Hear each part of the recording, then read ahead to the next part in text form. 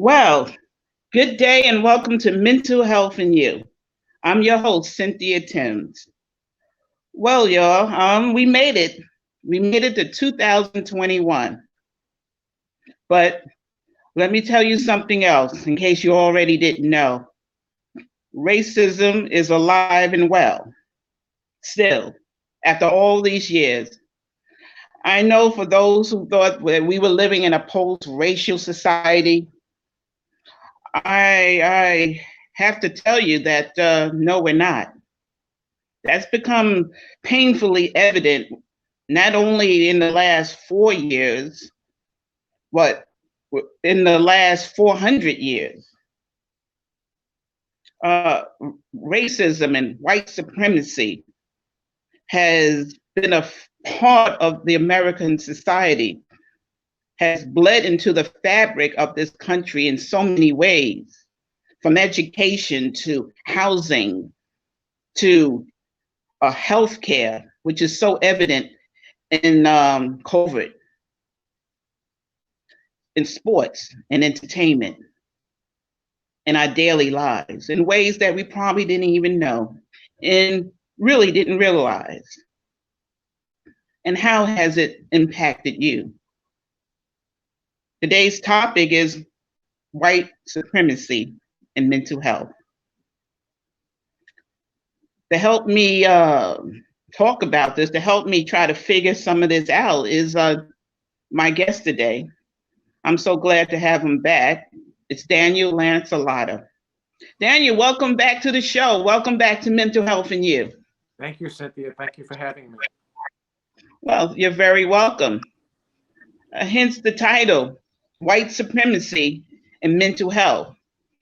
How has white supremacy impacted you? Impacted you as a person and impacted you as an artist and as an activist?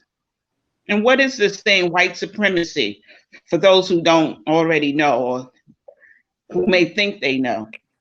What is it to you, Daniel? How has it impacted me? It's impacted me because it's cheated me out of the truth of the culture that I was born and raised in. It's that simple. Hmm. We've been lied to. Uh, the history books are very clearly misguided and written by Eurocentric points of view and the Eurocentric Hmm. uh, historical facts according to how those folks see it. Yeah. And the history. I mean, just look at Christopher Columbus, for instance, and the fiasco that imparted on our culture. That he was the discoverer of America when he never even landed foot here. Yes. So that's been sort of opened up that Pandora's box of the Christopher Columbus mythology, and that he caused quite a bit of havoc in Mm. the southern regions of the Americas, and that impacts me culturally. I come from the three main religions of my own ethnicity.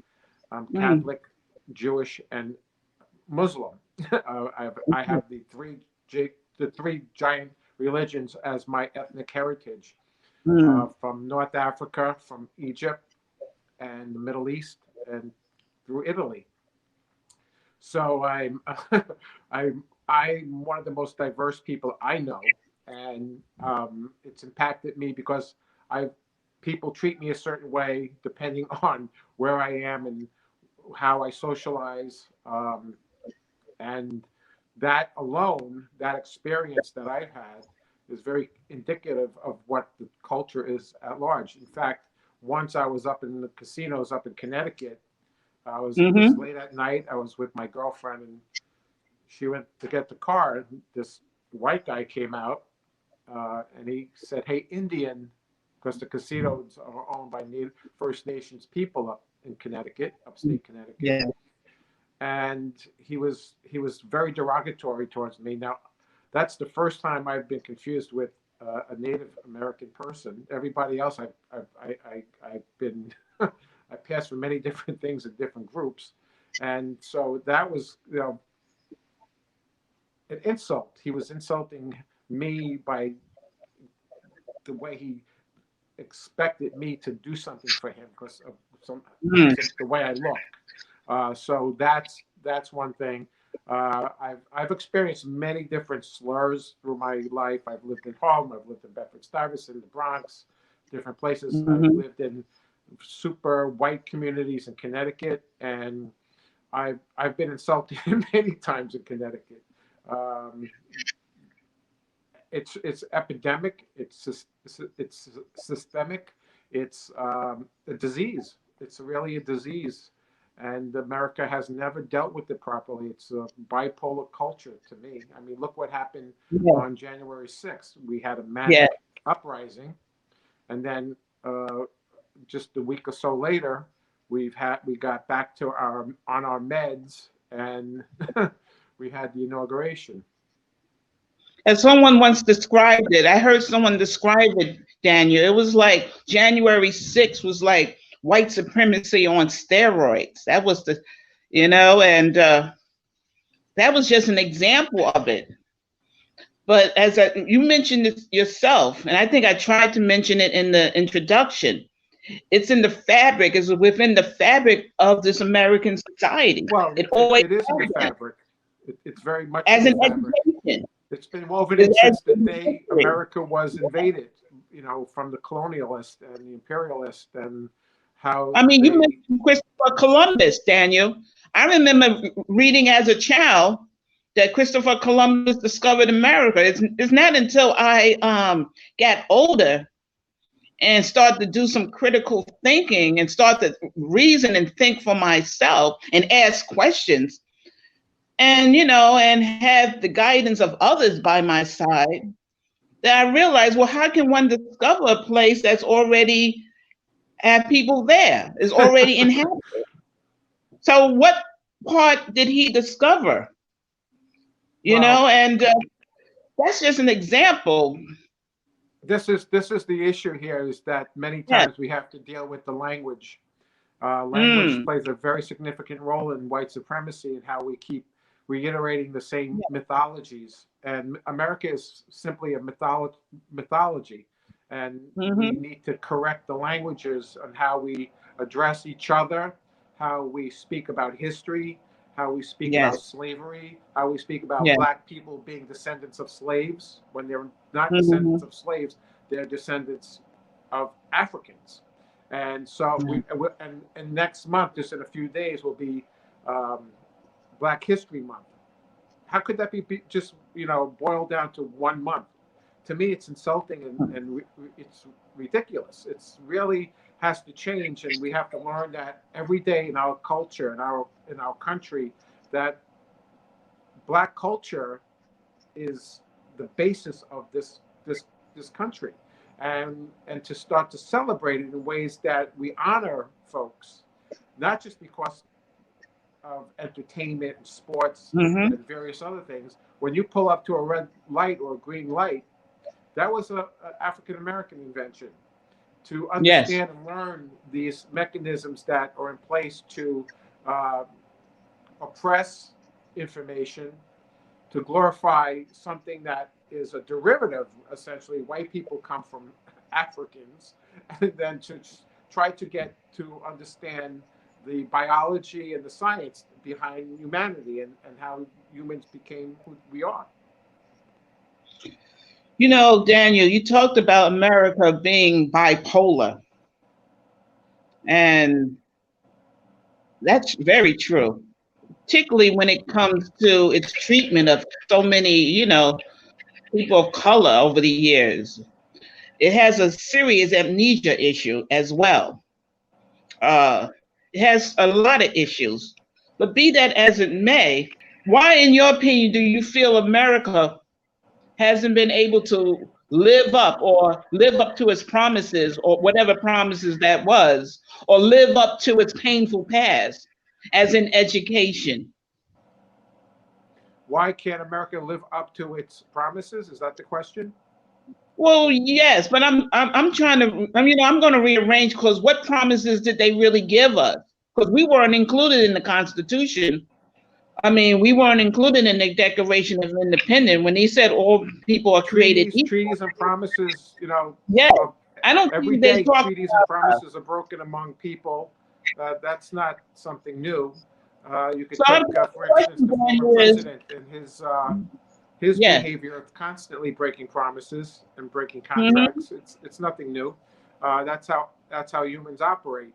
Contracts are as good as the people that want to keep it, legit and be able to honor those contracts. So that's why we have lawyers. But in terms of the mythology of America, um, it has to be rewritten from many other points of view that are just. We need this so desperately right now with the current administration, with the Biden-Harris administration. I think we're in good hands to see some real change. Now, just recently, uh, President Biden has uh, written out some laws about the industrial prison complex. Yes. Environmental laws are going to be rewritten, and we're back into the Paris Climate Accord agreement. Hmm. So there's going to be some movement within this administration, but the Republicans are still going to fight us and still make us, wonder about what they're thinking. Mm. So there are many things that are at the forces that were in power are still present, as you said. White supremacy is still very much alive. Racism is still very much alive. Structural violence is still very much alive. Police brutality is still very much alive. It's really about a time in history right now for us to mobilize in a way that we have a Senate and a House that is going to come together to support what Biden, you know, puts into effect. We really Yes. we cannot sit here now and not Hmm. let things go by. We just can't. And so now is the time where we have this opportunity with the Democratic powers that be to make things happen in a way that is good for everybody. That's how we operate on this side. We are concerned about all of us. And if we don't straighten out the correct history of this country in the next 4 years, at least get the ball going, we're going to be in very, very serious trouble. We are in serious trouble with this story. We need to correct the story about white supremacy, the truth, where it starts. We need to start putting in place reparations. There's got to be a mechanism to correct this in a very, very big way, because this is our country. We need to stop this from happening over and over again. What's the definition of being mentally ill? Doing the Repetition. same thing over and over again and Well, we've been expecting doing the different same thing results, over and like over Albert again for Einstein 400 said. years. Hmm. And So now, you as an artist, now on Daniel, what is January your role? 6th, January 6th kind of said everything. It said everything, Hmm. especially when the Confederate flag went through the Capitol. I mean, Daniel, as an artist, what is your role as an environmental activist? What role can you play in others like you, like-minded people? as an artist, I'm mostly dealing with environmental issues in terms of water, Hmm. oceans, and plastic debris, and it's all tied in because when you look at environmental issues, um, black people and brown people are significantly impacted in a higher rate. Just look at COVID, right? Hmm. And Yes. COVID has impacted the black and brown communities differently than the white communities. And so those are in fact, COVID is an environmental issue if you really want to get down to it. Wet markets and eating animals, wild animals, and where bats and what have you was at the Mm. Wuhan market. That's an impingement on nature, and humans have been assaulting nature. There's no surprise to me that this has happened. This has been talked about in the environmental community for a long, long time. And right behind COVID-19, there'll be some other thing coming up the pike. We weren't ready for it with COVID-19, and we won't be ready for the next one or the variations and the mutations that are happening as we speak. So if we couldn't get it under control with just the virus that as we see it, and then we have mutations of the virus, which I keep saying it's worse more contagious, Mm-hmm. then we have to ask ourselves if it was bad. If it was bad in the Black and brown community when it was just COVID-19 without any mutation. Just imagine how much worse it will be when it, you know, comes to the communities of people of color. So how can we start getting ready? How can be that as in May? With this diet, we have to demand. what can we do?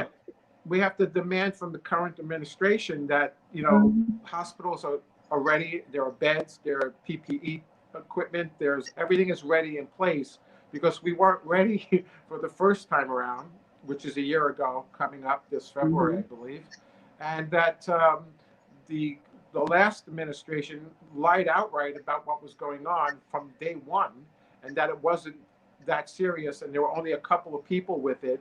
And that was a planned, designed use of being totally incompetent beyond belief. And look at the outcome of what has happened in the Black and brown communities. It's devastating. It's devastating across the board. And that there are people who are in the white supremacy arena who are the anti-mask people. I mean, really. I mean, yes. Come on. Where do you draw the line?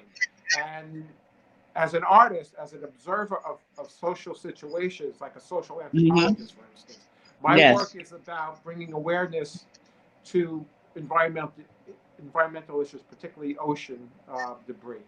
But ocean debris is also indicative of how COVID travels.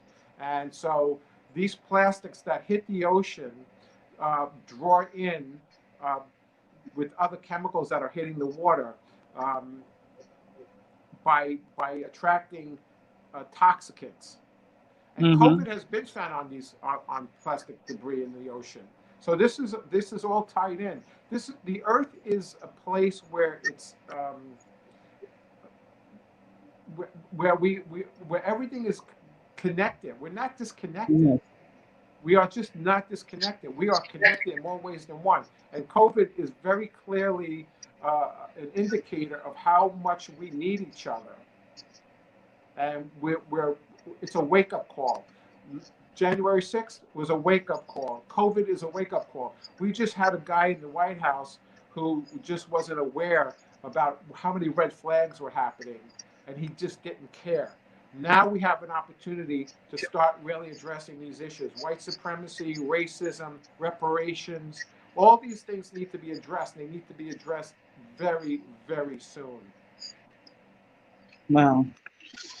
Well, hopefully we both can be a vehicle for, getting the word out, for informing people, for educating people. That's what we hope to do, vehicles like Mental Health and Youth. That's what you do in your work and your activism as well, but it's so steep.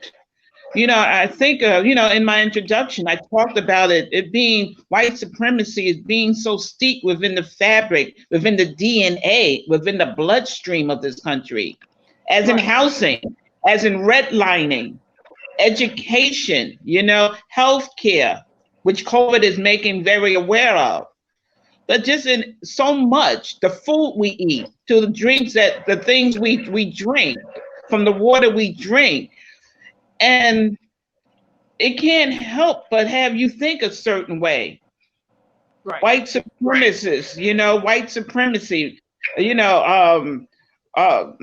as a person of color, I mean, as an, if you're indigenous, whatever your person, you're woke on any level, you have some sort of realization, or maybe you don't.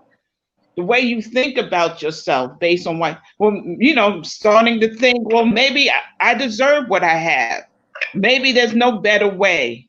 Maybe this is my lot in life. I can't begin, Daniel, to start to explain to you how many, as a peer specialist, how many times I've come across people or spoken to clients and spoken to patients in my line of work where they felt, well, this is as good as it gets for me. No, You know, my this health is care, this. my housing. And I'm saying, it makes me angry. So And this, it should make you angry, it should. but that anger So, but it's also a product of white needs to be a fuel. supremacy. The anger, Yes. the anger in the brown and black community has to be a fuel, and not it can't be taken and used in a negative way. It has to help rise up the community to displace the white supremacists, because one of the only ways this is going to get fixed is by attrition. It's going to have to Mm. die out at some point in the future. Um, Education, rewriting books, all of that's good. And an administration such as the one we have now, it's all good to send us in the right direction. But little by little, as America browns, the population browns, attrition will work itself in, and it will be a natural, organic way for this to dissipate and die. But in the Well, Daniel, meantime, you said something interesting. You said that it will die away naturally, organically, as books are rewritten.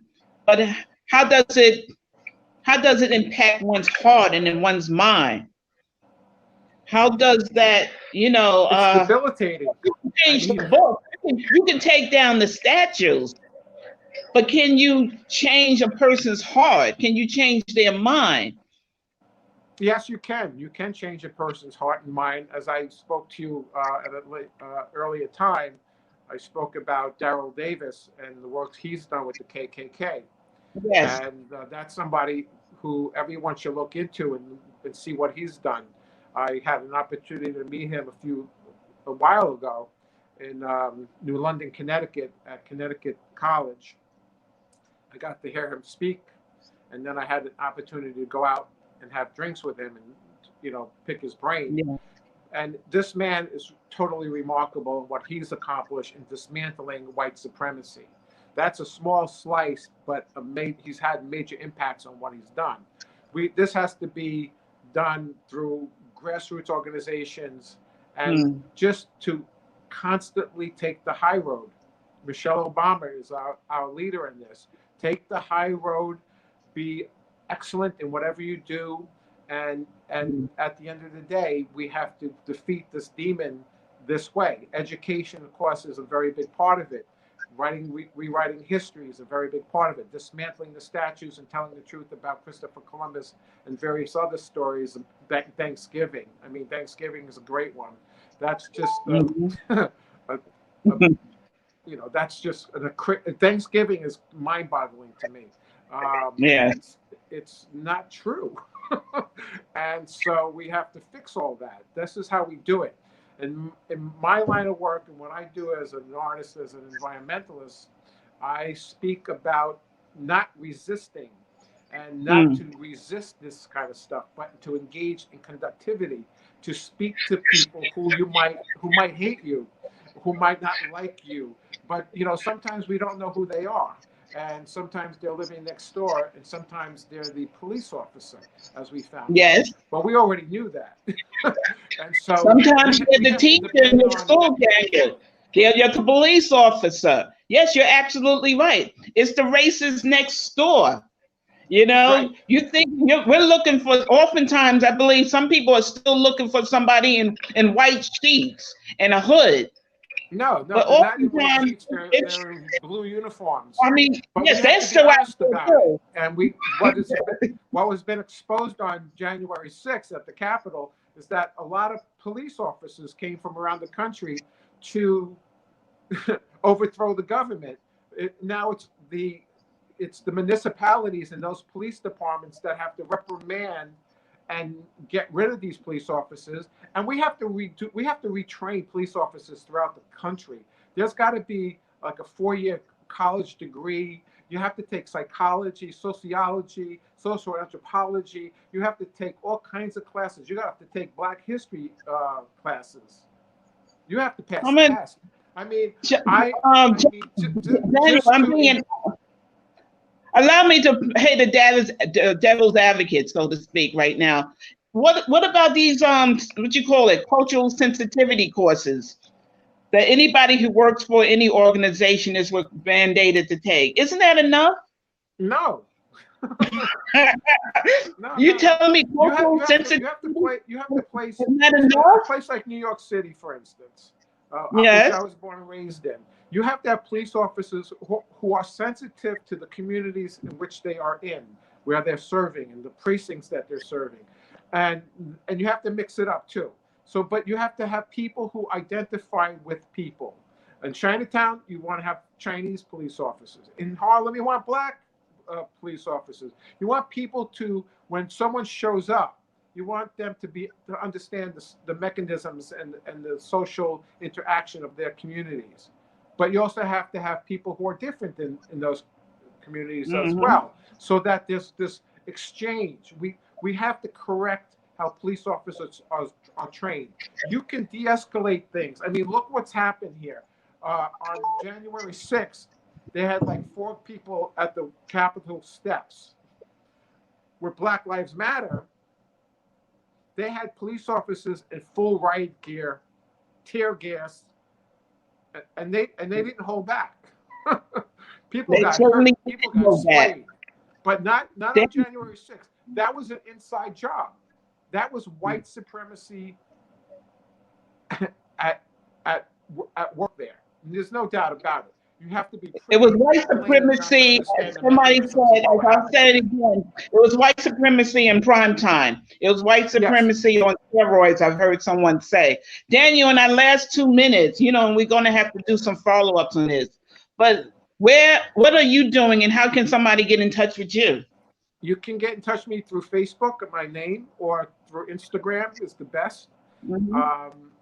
I am doing an art residency in upstate New York, and I'm trying to actually finalize building a piece that I've made called American History: The Middle Passage. And that piece will be blown up into a very large piece, and that's at the Garner Art Center in Garnerville, New York. So I hopefully, if everything goes right, we'll have that piece built in a few months, and that's a dedication piece to Africans who lost their lives coming over from Africa to be enslaved. Essentially, Africans were thrown overboard from the slave ships. And that piece is a dedication to them. So there's a part of history that every American needs to be informed about, what happened, how the mechanisms that were in place to bring slaves, Africans, to the New World. And that story really is got to be told in a bigger way and a more truthful way. It will be told. It's just not being done. Daniel, with your help and artists like you, it will be told. Hopefully, but we got to reach out. We got to reach out again and do this again in our last few seconds. But again, I thank you for being part of Mental Health and You. Thank you. And peace and love, peace and light. And thank you so much, everyone. See you again.